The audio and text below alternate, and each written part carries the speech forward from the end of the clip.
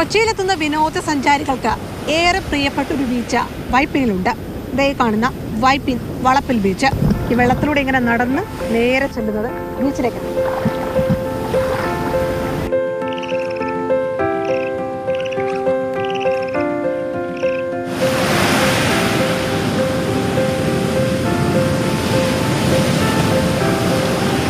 ഈ കാഴ്ചകൾക്കപ്പുറം ചില അപകടങ്ങൾ ഇവിടെ പതിയിരിപ്പുണ്ട്. കഴിഞ്ഞ കുറച്ചധികം നാളുകളായി നിരവധി പേരെയാണ് കാണാതായത്. ഏറ്റവും ഒടുവിൽ യമൻ സ്വദേശികളായ 2 വിദ്യാർത്ഥികളെ. ഒരു ടീം പറഞ്ഞാണെന്ന് പറഞ്ഞു, അവരോട് ഇറങ്ങല്ലേ പ്രശ്നമാണ് എന്ന് പറഞ്ഞു.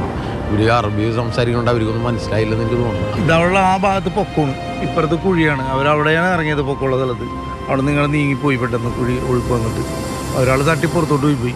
മറ്റവനവിടെ നീന്തി കുറേ നിന്നൊരു 10-15 മിനിറ്റോളം നീന്തിയതാണ്.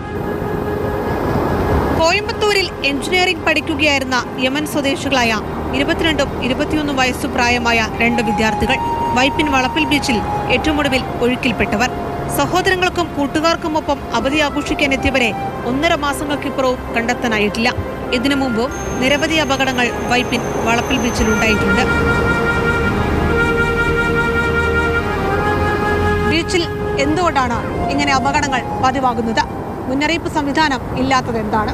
മുന്നറിയിപ്പ് ബോർഡ് അവിടെ ഉണ്ട്, പക്ഷെ മലയാളത്തിലാണ് എഴുതി വെച്ചേക്കുന്നത്.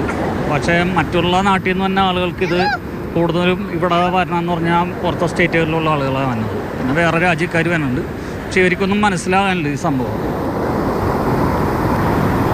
സൈൻ ബോർഡ്സും അങ്ങനത്തെ പരിപാടികളൊന്നുമില്ല. അതൊക്കെ ഉണ്ടായിരുന്നെങ്കിൽ കുറച്ചുകൂടി പീപ്പിള് നല്ലപോലെ അവെയർ ആയിരുന്നതിന്, ഇറങ്ങാണ്ടിരിക്കാൻ ശ്രമിച്ചതിന്. കടൽ പ്രക്ഷുബ്ധമാകുന്ന സമയങ്ങളിൽ പോലും ആളുകളെ നിയന്ത്രിക്കാനോ മുന്നറിയിപ്പ് നൽകാനോ യാതൊരു വിധത്തിലുള്ള സംവിധാനവും വൈപ്പിൻ വളപ്പിൽ ബീച്ചിലില്ല. ബീച്ചിൽ പതിയിരിക്കുന്ന അപകടങ്ങൾ അറിയാതെ കുട്ടികൾ ഉൾപ്പെടെ 100 കണക്കിന് ആളുകളാണ് ദിവസവും ഇവിടെ എത്തുന്നത്. വിശാലമായ മണൽപ്പരപ്പും തണലുമൊക്കെ ആളുകളെ വൈപ്പിൻ ബീച്ചിലേക്ക് ആകർഷിക്കുന്നുണ്ട്. വരുന്നവർക്ക് സുരക്ഷ ഉറപ്പാക്കുക എന്നത് മാത്രമാണ് അപകടങ്ങൾ ഒഴിവാക്കാനുള്ള ഏക പ്രതിവിധി. അവിടെ കൊണ്ടുവന്നിട്ട് മണ്ണടിച്ചിട്ട് ഇങ്ങോട്ട് വന്നതാണ്. അത് പല സ്ഥലത്തും പല കുഴികളാണ്. ബീച്ചിലെത്തുന്നവർക്ക് മുന്നറിയിപ്പ് നൽകുന്നതിന് ആളുകളെ നിയമിക്കണമെന്ന ആവശ്യം നാളുകളായി ഇവിടെ ഉയരുന്നുണ്ട്. പക്ഷേ അപകടങ്ങൾ ആവർത്തിക്കുമ്പോഴും അത്തരത്തിലുള്ള യാതൊരു നടപടികളും ഫാൽക്കൺ ബീച്ചിൽ ഉണ്ടായിട്ടില്ല. തിര ഇങ്ങനെ വന്നു പോകുന്നത് കാണാൻ ഫാൽക്കൺ ബീച്ചിലേക്ക് ഒരുപാട് ആളുകൾ എത്തുന്നുണ്ട്, കുട്ടികളുണ്ട്. അപ്പോൾ ആളുകളുടെ ജീവന്റെ സുരക്ഷ ഉറപ്പാക്കേണ്ടത് അധികൃതരാണ്. മുന്നറിയിപ്പ് ബോർഡുകൾ വേണം. ആളുകളുടെ ജീവന് വിലയുണ്ട്.